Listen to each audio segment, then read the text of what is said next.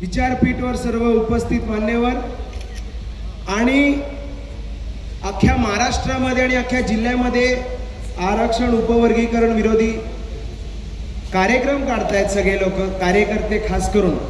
आणि त्यामधले बुलढाण्यातले जे 10 तरुण आहेत त्यांचे मी आभार मानतो की तुम्ही हे जे कार्य केलंय 59 जातींना एकसाथ करण्याचं कार्य तुम्ही जे केलंय त्याबद्दल तुमच्या सर्वांचे आभार मानतो.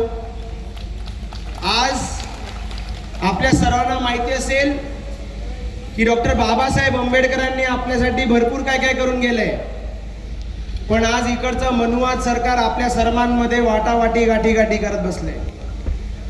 मी इकडच्या शासनाला सांगतो, इकडचा नरेंद्र असू दे किंवा देवेंद्र असू दे किंवा कुठलाही दलिंदर असू दे, तुम्ही डॉक्टर बाबासाहेब आंबेडकरांच्या औलादींच्या नादी लागू नका.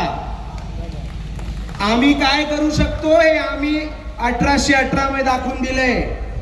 आम्ही काय करू शकतो हे आम्ही अनेक वेळा दाखवून दिले. आम्ही रस्त्यावरती उतरलो तर भले भले घरे बसतील. आम्ही जर एकसाथ आलो तर इकडचे तुमच्या घरी बसण्याचे काय तुमच्या या देशात बसण्याचे सुद्धा वांदे करू शकतो. मी जास्त वेळ घेत नाही कारण अनेक मान्यवर बोलायचे, पण जाता जाता एकच सांगतो की इकडच्या मनुवाद्यांनी जो आपल्या सर्वांना वेगवेगळं करण्याचा घाट घातलाय त्याला एकही जण बळी पडू नका.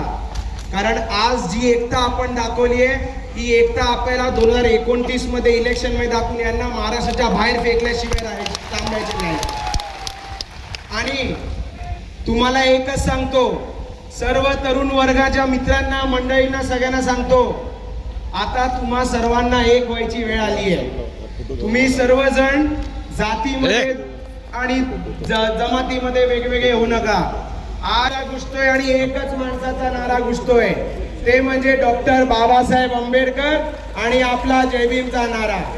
म्हणून तुम्हाला सांगतो, अनेक लोक आपली दिशाभूल करतील, पण बाबासाहेबांनी सांगितलंय या संविधानानुसार चाला, आणि जे या संविधानानुसार चालत नसतील त्यांना त्यांची औकात दाखवून द्या.